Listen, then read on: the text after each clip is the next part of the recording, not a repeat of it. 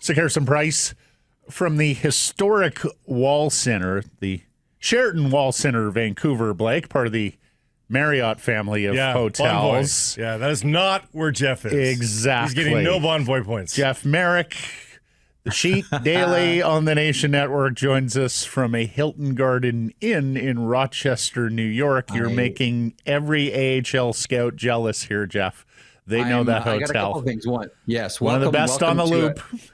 Welcome to Mini Stickland here at Kids Hockey Tournament. And what hockey tournament is complete without the youth hockey team code of conduct, which we got upon checking in as well, including no knee hockey and a reminder about quiet hours and room etiquette. Okay. All of this will, of course, be quickly discarded.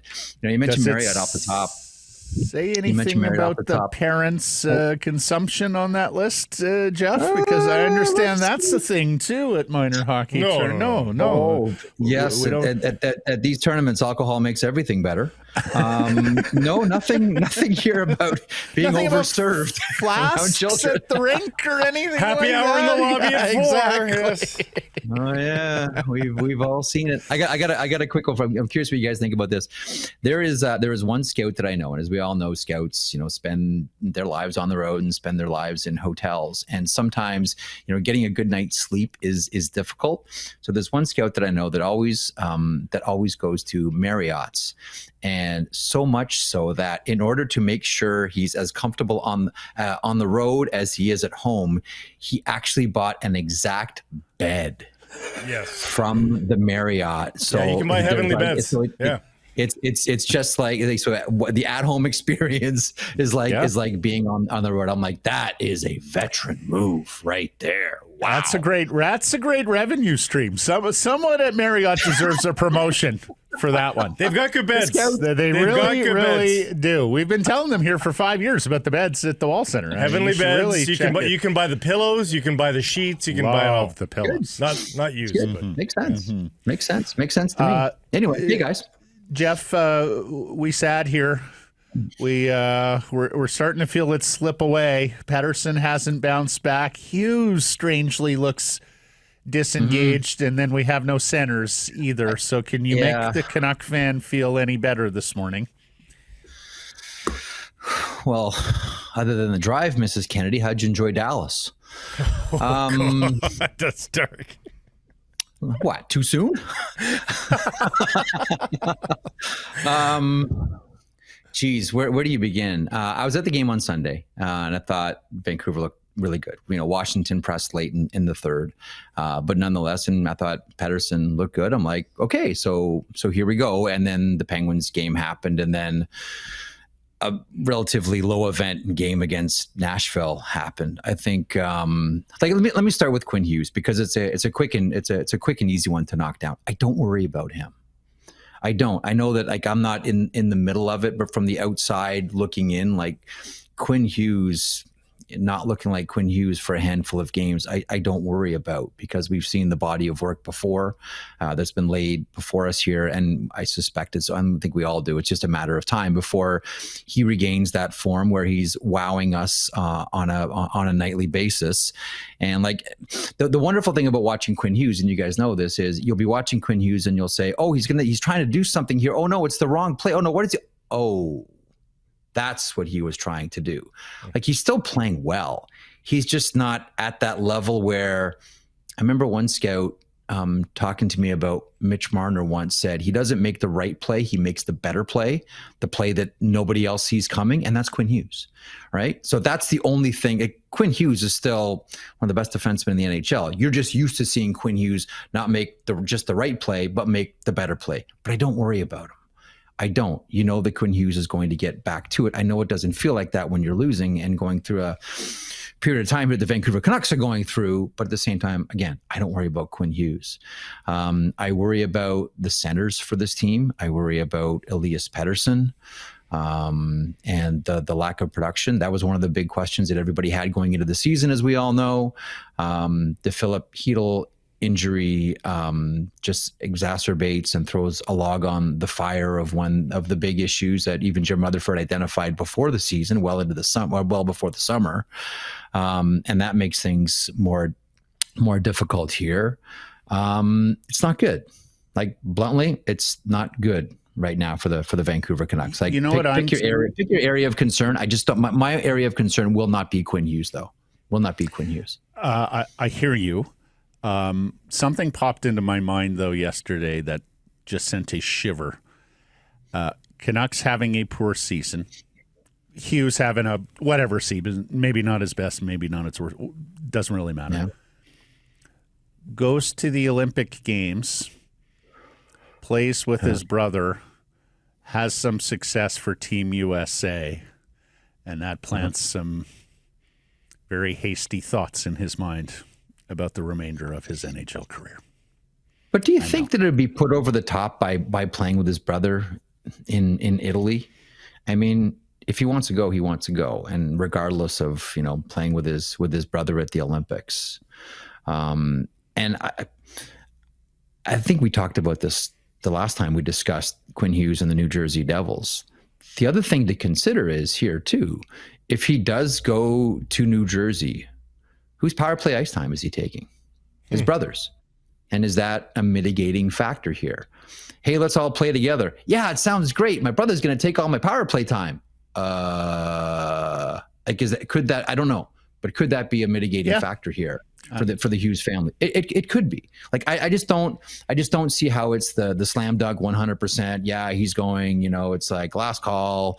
Here we go. He's off to New Jersey. I still think that how his presence on that blue line affects his brother has to be a mitigating factor in any decision that Quinn Hughes makes here.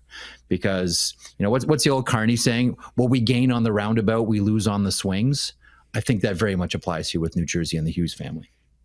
Is there have you heard anything on the open market about trading commencing? We had David Pignot on yesterday, who seemed to suggest there are teams that are open for business somewhat. Are you hearing any scuttlebutt? Not so much even about the Canucks, but just that the markets are open. I mean, managers aren't doing their job unless they're making the calls. I always sort of, sideways snicker when I hear Detroit and LA are talking. Well, yeah, because they should be talking, because managers talk all the time. And there are some managers that talk more than others. There are some, Brad Treliving has always had this reputation, whether it's Calgary or now in Toronto. Like, Treliving talks to, that guy spends so much time on his phone. You can literally say on any show at any time, Toronto is talking to a number of teams.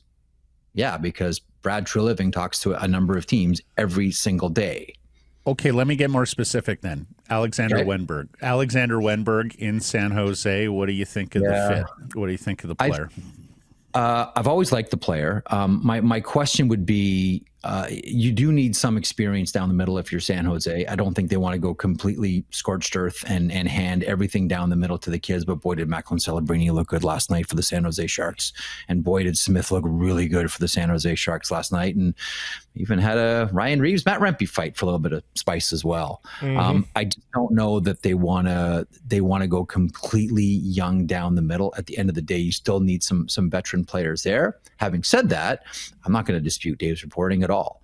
And I think that is probably, like, the center ice position is an area of interest for a lot of teams. Vancouver, obviously, top of mind there. I'll tell you what, let me throw a scenario out at you. I was thinking about this morning about you guys. If I'm the Vancouver Canucks, you know who I'm paying close attention to? Cal Ritchie in Bridgeport. Not because you're going to get Cal Ritchie away from the Islanders. There's no way. Like, he's a huge building block for the future. But if he's lighting up the American League after 30 games, or maybe 25 games, and he's already coming off injury, he's got 2 points in 2 games for Rocky Thompson's Bridgeport Islanders. The better Cal Ritchie does, the more that makes Jean-Gabriel Pageau expendable. Like, right now they're rocking with, Bo Horvat, as their first line center. JG Pageau is in your third hole there. Matthew Barzal is in your second hole. If Cal Ritchie can force the Islanders to make a decision. Like, I look at this season and I say, the scenario is Cal Ritchie goes down to the American League, rips it up, and by Christmas he gets called up, and then Matthew Darche has to make a deal. The better Cal Ritchie plays, the more JG Pageau is expandable. That's the way it looks to me right now, and I don't think Darche would want to make a move with that center until Cal Ritchie is ready. That's what I'd be looking at. Cheering on Cal Ritchie. AHL. My heart skipped a beat there because I thought the next name out of his mouth would be Cook Whitlam's Matthew Barzal or former Canucks captain Bo Horvat. Alas, it is down the menu, down Marcus. Okay. I hate to spring this one on you, buddy, because this is a big question and quite a pothole in Canucks Twitter. Okay. But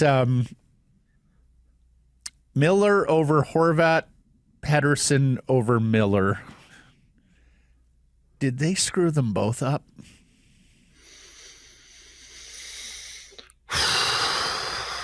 I know. Wow. See, the thing is, I don't want to just give you a frivolous answer. And this is a horrible sports talk radio answer.